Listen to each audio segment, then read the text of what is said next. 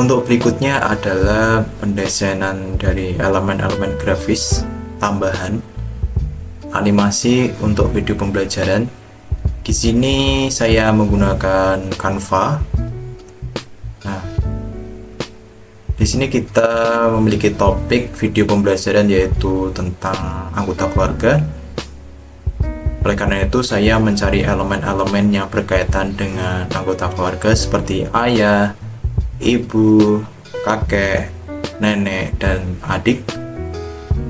Dan di sini pula saya menambahkan untuk efek animasinya yaitu berdenyut untuk membuat animasi yang saya buat semakin menarik.